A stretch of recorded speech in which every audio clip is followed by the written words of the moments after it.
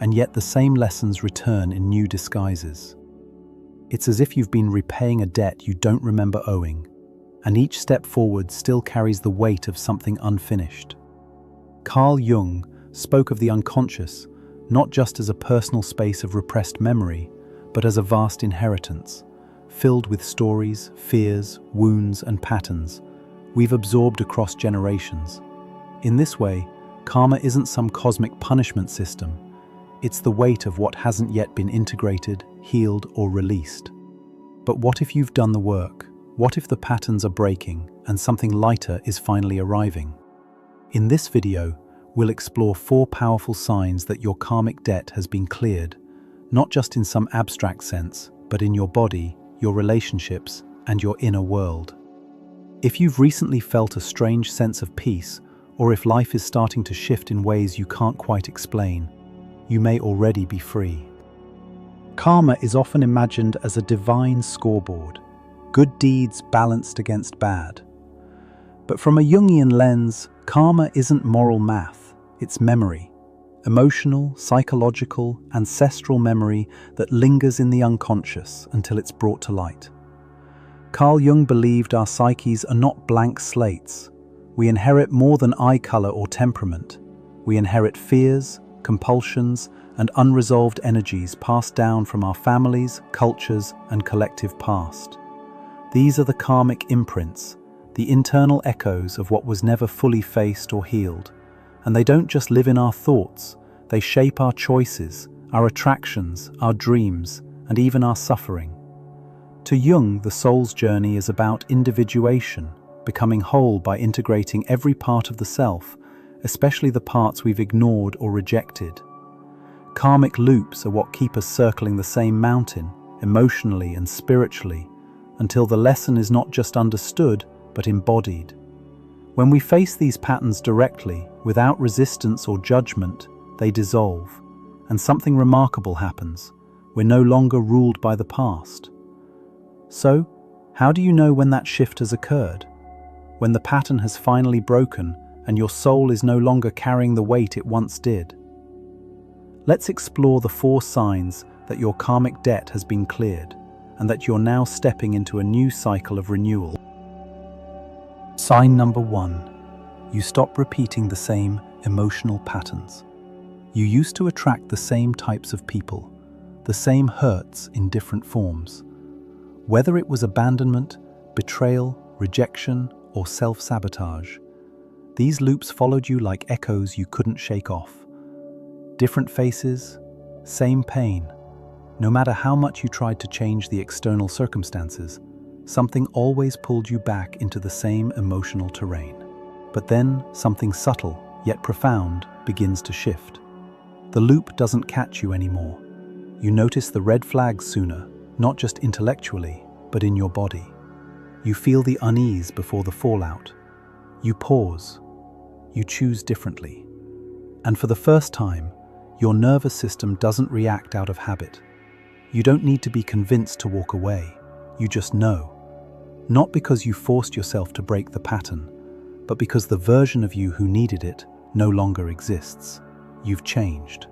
Carl Jung said, "Until you make the unconscious conscious, it will direct your life, and you will call it fate." That's karma. Karma isn't just what happens to you. It's how your unconscious patterns keep playing out until they're seen, understood, and healed. When you finally bring light to what's been hidden, the pattern loses its charge. You stop calling it fate, you call it growth. There's a quiet freedom in this. You may feel moments of grief, not for the pain itself, but for how long you stayed in it. But there's also grace. You might find yourself forgiving people you never thought you could. That doesn't mean you excuse them. It just means you've stopped letting them write your story. The past stops being something you live from and starts being something you've lived through. This is the first sign your karmic debt is clearing. You no longer resonate with what once trapped you. The story that once defined your emotional world becomes a memory, not a magnet. And you don't need to keep rereading the same chapter to prove you've learned. You've embodied the lesson. You're living the answer. Sign number 2. you feel a deep peace that isn't dependent on circumstance. After you've broken the cycle, when you're no longer tangled in emotional patterns that once ruled you, something unexpected happens. Not in a dramatic way, but quietly, like a breath you didn't realize you were holding finally being released. You sit with yourself in the quiet, maybe sipping tea, maybe watching the sky turn colors, and it dawns on you. You're not anxious. You're not waiting for the next emotional earthquake. You're not scanning the room for what could go wrong. You're just here, still, present, at peace. And it's not because life has suddenly become perfect. It hasn't. But your relationship to it has. Carl Jung believed that the soul doesn't crave perfection, it craves wholeness. And wholeness doesn't mean everything's in place, it means nothing is being pushed away. When karmic debt is still playing out in your psyche, you're in a constant tug of war with yourself, caught between guilt and defense, fear and grasping. The unconscious keeps stirring the waters, keeping you alert, hyper-aware, restless. But when the karmic energy finally completes its cycle, when the lesson is truly embodied, the soul begins to settle. It's like a lake after a long storm. Everything slowly comes back into focus. This peace isn't the absence of sadness or frustration. You still feel, you still face challenges, but there's no inner chaos fueling them. You don't interpret hard times as punishment. You don't make suffering your identity. You don't ask, what did I do wrong to deserve this? You simply meet life as it is, without the need to defend or explain yourself. That's how you know something fundamental has shifted. And perhaps most tellingly, this peace doesn't need to be performed. You're not trying to convince anyone you're okay. You just are. There's a trust inside you now, quiet but strong, a trust that whatever happens, you will remain intact, that you are no longer orbiting around a wound, that your center is finally clear. This stillness, that deep, unshakable presence beneath the noise of daily life, is the second sign your karmic debt has been cleared. It's not loud, but it's unmistakable. It's the soul finally exhaling. Sign number 3. You start receiving without struggle. Once inner peace begins to settle, the kind that isn't dependent on control or outcome, life starts to meet you differently. After years of fighting, overworking, overgiving, and trying to prove your worth, you begin to notice something shift. Things arrive more easily. Not because you've stopped putting in effort, but because the resistance is gone. You're no longer pushing against the current. You're allowing it to carry you. Where love once felt like something to earn, now it simply shows up. Where opportunities once seemed locked behind invisible walls, they begin to unfold. The same world, but now you're open to receiving. Carl Jung often spoke about how the unconscious is not just a personal vault.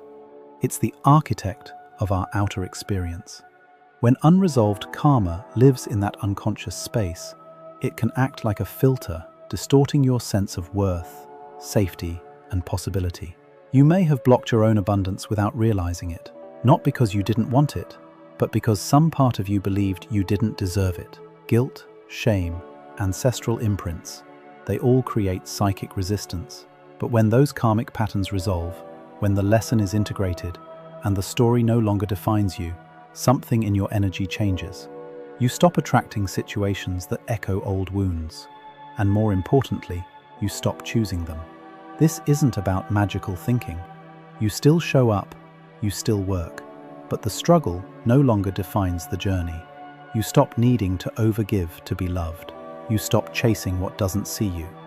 And, without even realizing it at first, you begin to receive, not as a reward for suffering, but as a natural rhythm of an unburdened soul. Things come, and you don't flinch. People love you, and you don't question why. You accept the goodness, not with suspicion, but with quiet gratitude. This is the third sign. Life begins to reflect your inner transformation. Grace finds its way to you, and for the first time you don't push it away. You don't brace for its exit. You let it stay, because something inside you finally believes it's safe to receive, not because you fought for it, but because you became the version of yourself who no longer needs to. Sign number 4. You feel pulled toward purpose, not survival. After receiving with ease, after the struggle softens and life begins to feel less like a battlefield, you start to notice a different kind of hunger. It's no longer about fixing, chasing, or protecting. You're not simply trying to survive anymore. That anxious grip on life loosens. Instead, something gentler begins to call you. A quiet tug from within, asking, "What am I really here for?" This shift is subtle at first. Maybe you feel drawn to a new form of creativity, or to help others who walk the path you once did. You feel less consumed by your own wounds and more curious about how you can contribute, how your pain can serve as a map for someone else's healing. Jung said, "The privilege of a lifetime is to become who you truly are." That privilege begins the moment your soul is no longer trapped in the karmic loops of the past. When your decisions aren't being made by fear, but by authenticity. When karma is active, everything feels reactive. You're defending, proving, avoiding. But once it clears, a spaciousness opens up, and within that space, purpose begins to rise. Not a pressured purpose, not the "I must find my calling" or "I'm failing" kind, but an inner compass starts pointing you toward meaning. It doesn't demand, it invites. You feel pulled, not by scarcity, but by possibility. You no longer chase roles or identities to feel worthy. Instead, you begin to embody your truth. You speak more freely.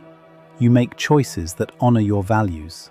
And when you imagine the future, it isn't survival that comes to mind, it's legacy. What am I here to leave behind? What story do I want to live? This is the 4th sign. You are being pulled by something deeper than fear. Purpose becomes your new compass. Life becomes less about what you can avoid and more about what you can build, share, express. The karmic fog lifts, and in its place is clarity. A quiet fire, not to prove you're enough, but because now you know you are, and that knowing frees you to serve, to create, to live with intention. And now, take a breath, because this isn't just something to understand, it's something to feel. Transformation doesn't end with insight, it asks to be embodied. You've come far. You've released weight that wasn't truly yours. So before you move forward, let yourself pause. Let yourself feel what freedom really feels like. Close your eyes. Place your hand over your heart. Feel into that part of you that has lived lifetimes through pain, love, regret, and resilience. Feel the echoes of choices made and lessons learned. The weight you carried without even knowing why. Now ask yourself, what karmic pattern have I released? What part of me feels light, open, unburdened in a way it never has before? What new story is waiting to unfold from this clean slate? Tonight, if you feel called, light a candle, not in grief, but in reverence. Let it be a quiet ceremony, a soft recognition that something has ended, that old cycles have completed, that you owe no more. You are free. And now, in this open space within you, ask yourself, what would it mean to live from soul, not survival? What would it look like to choose from clarity, not karma? Karma is not a punishment. It is a mirror, one that reflects everything you've yet to integrate. But when you've met your patterns with honesty and grace, when you've chosen differently, even when it hurt, the mirror dissolves, and what remains is you shining through.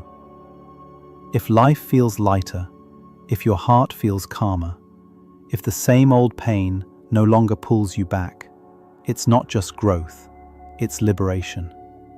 You've ended something ancient, And what's ahead isn't payback, it's purpose.